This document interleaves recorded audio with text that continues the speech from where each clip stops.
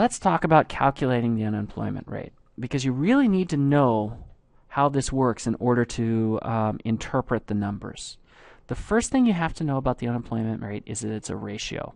It's the number unemployed, or what we call total unemployment or unemployed, divided by the labor force. And you say, well, wait a minute. Why isn't it just unemployed divided by population? Well, because we want to correct for some problems that are in the population. For example, let's say we have a 6-month-old infant. That 6-month-old infant does not have a job. Well, actually, yeah, it does. Its job is to poop and cry.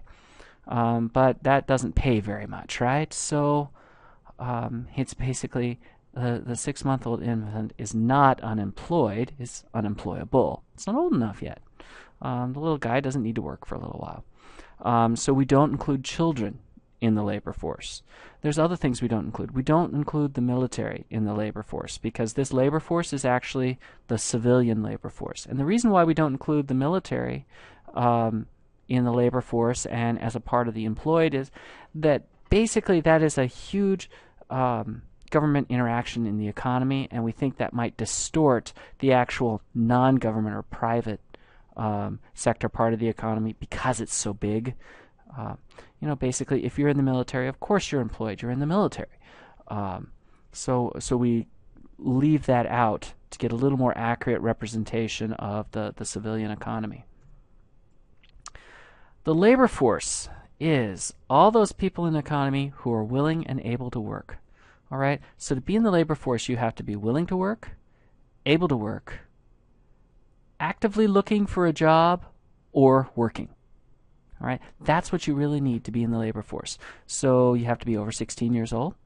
You have to be non-institutionalized, so we don't include people who are in prison. We don't include people who are, say, in the hospital or disabled.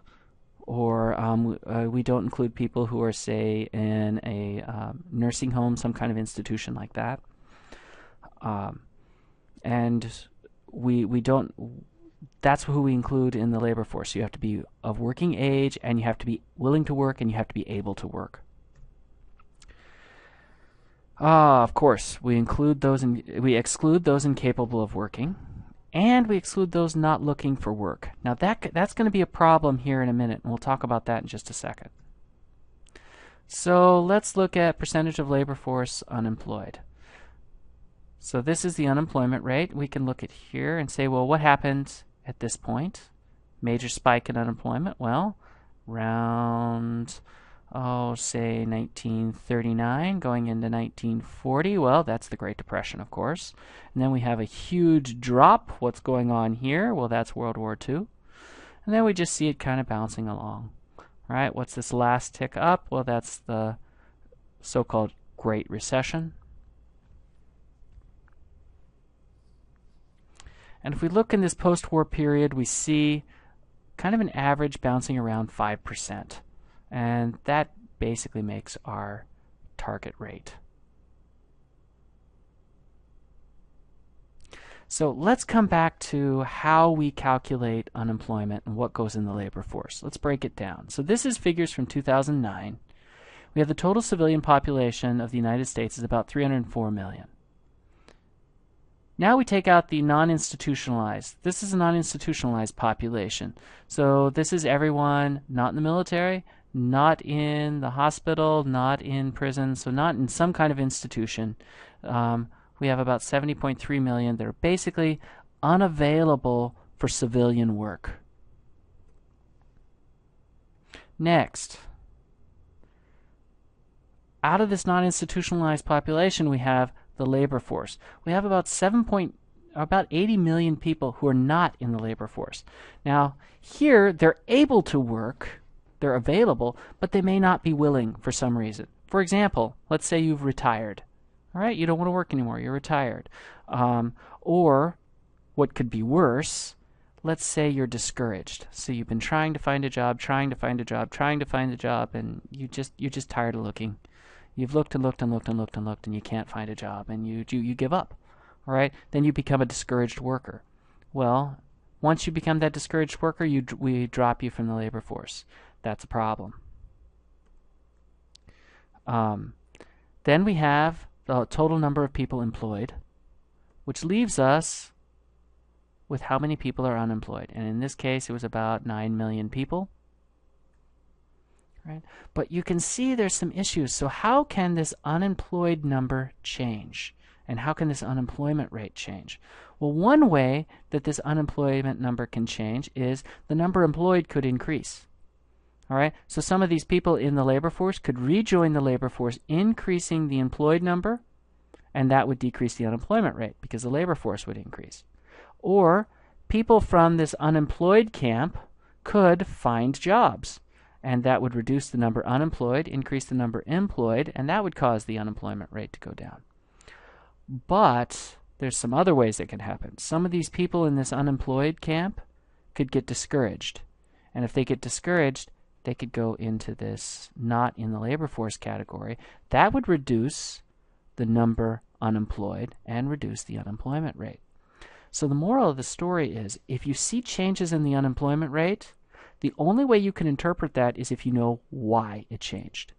So if you see, well, the labor force decreased. The reason why the unemployment rate went down is because the labor force went down. Well, that's not as good a sign as the reason why the unemployment rate went down is because the number employed went up.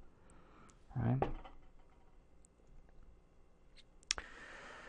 So we've been talking about this a little bit, but let's really dig into this. How accurate is this unemployment rate? Well, the first problem is it doesn't include discouraged workers.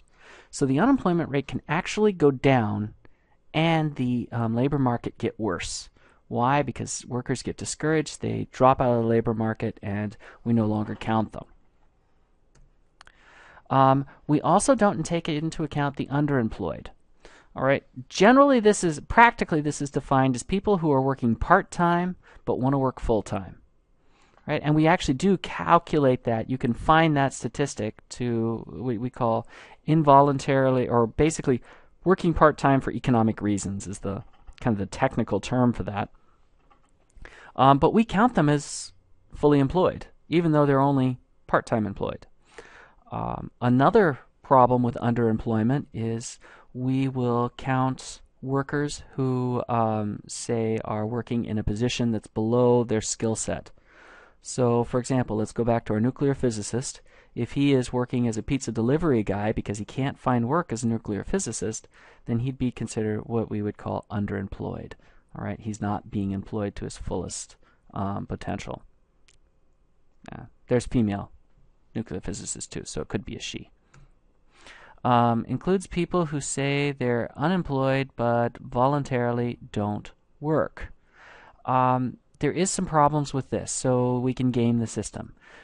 Basically, to be counted as part of the labor force or actively looking, you have to go through the motions of filling out the paperwork for your unemployment benefits.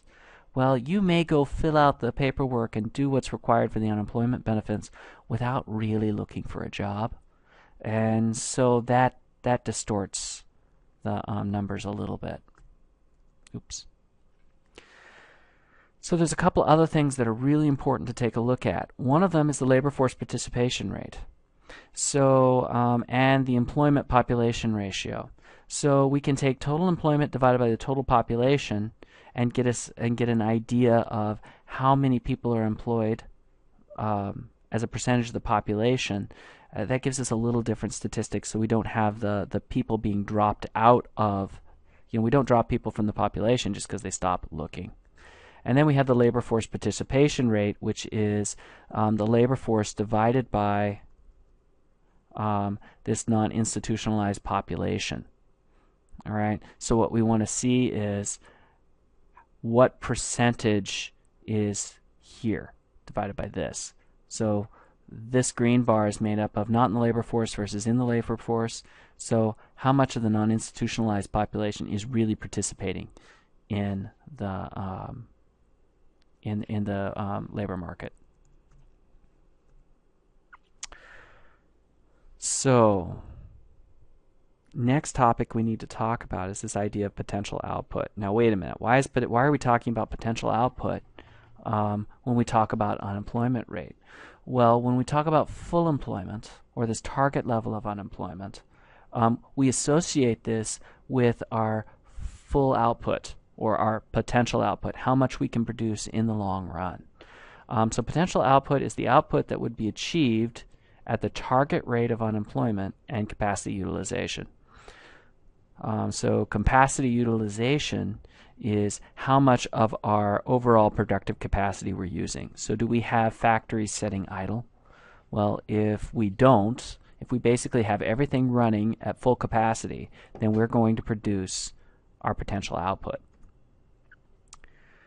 So, is there some kind of a relationship between the unemployment rates and the gap between potential output and our actual output?